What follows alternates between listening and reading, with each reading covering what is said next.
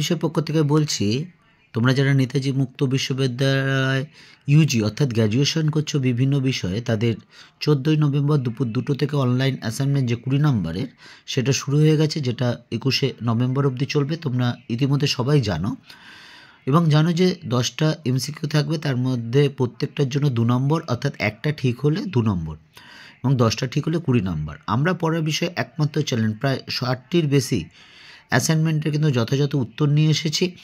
এখন যেটা আমরা আলোচনা করব 10টি প্রশ্ন এবং তার সঠিক উত্তর জিই বিজি 41 এই যে অ্যাসাইনমেন্টের উত্তরটা সেটা আমরা আলোচনা করব। তার আগে আরেকটা কথা, যে তোমরা কিন্তু পরিষ্কার করে একটি খাতা লিখে নেবে এবং অ্যাসাইনমেন্ট জমা দেওয়ার আগে কয়েকবার পড়ে নেবে, এবং যাতে কোনো রকম রিস্ক না হয়, অর্থাৎ ভুল করেও যাতে ভুল না হয়। কাজে অ্যাসাইনমেন্টে কিন্তু 20, তোমাকে 20 যদি পাও তাহলে পাস করা যেমন সোজা হবে, ভালো নাম্বার পাও কিন্তু তুলনামূলকভাবে সোজা হবে। তাহলে চলো কথা না বাড়িয়ে শুরু করি। জিই বিজি 41-এর অ্যাসাইনমেন্টের যথাযথ উত্তর 2024 সালে। প্রথমটা দেখো, রবীন্দ্রনাথের দেনা পাওনা গল্পের রামসুন্দরের ছেলের নাম কি?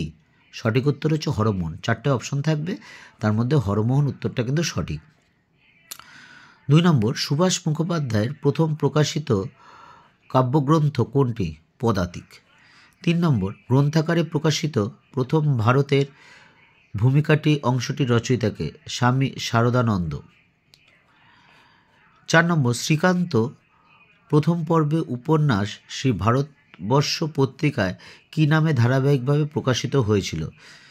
উত্তরটা হচ্ছে শ্রীকান্তের ভ্রমণ কাহিনী। আমরা পরের বিষয় পক্ষ থেকে শুধু এই অ্যাসাইনমেন্টের উত্তর নয়, বিভিন্ন বিষয়ে আমরা সাজেশান দেওয়া হয়ে গেছে অলরেডি এবং বেশ কিছু প্রশ্ন উত্তর দিয়েছি। এছাড়া পরীক্ষার আগে আরও সাজেশান দেব, প্রশ্ন উত্তর দেব এবং পরীক্ষার আগে 1-1.5 মাস আগে একটা ফাইনাল সাজেশান দেব, যেটার থেকে কিন্তু তোমরা অবশ্যই কমন পাবে। আর আমরা এই যা করছি আমাদের চ্যানেলে সম্পূর্ণ কোনো কিছুর বিনিময়ে নয়, সম্পূর্ণ কারণ দীর্ঘ নিজের 23-24 বছর শিক্ষকতার অভিজ্ঞতা, আমার বেশ কিছু সিনিয়র বিভিন্ন স্কুল কলেজের শিক্ষক মহাশয়, আমার বেশ কিছু জুনিয়র বা বন্ধুবান্ধব আছে, তাদের সবার এক কথা, অধিকাংশ জনের, অনেকেই আমাদের ছাত্ররা নেতাজি ওপেন ইউনিভার্সিটিতে পড়ছে গ্র্যাজুয়েশন বা মাস্টার ডিগ্রি, কিন্তু তাদের অ্যাসাইনমেন্টের জমা থেকে, সাজেশান থেকে, প্রশ্নোত্তর থেকে বেশ কিছু সমস্যার সম্মুখীন হয়। তাই আমরা ঠিক করলাম যে সেই ছাত্রদের কথায় বা যাই বলো না কেন, যে আমরা যদি একটা নিজেরা যতটুকু পারি সেই ইয়ের থেকে শুরু, যদি তোমার মনে হয় তোমার উপকার হবে বা ভালো লাগছে বা তোমার সাহায্য পেতে পারে, তাহলেই চ্যানেলটা লাইক করবে বা সাবস্ক্রাইব করবে এবং বেল আইকন টিপবে। তা না হলে কিন্তু একদম করবে না, ভুল করেও করবে না। তা যাই হোক, 5 নম্বরেরটা প্রশ্নটা দেখো, সাধিত মনের স্বাদ ঘটে যদি পরমাদ মদহীন করো লাগো তব বন।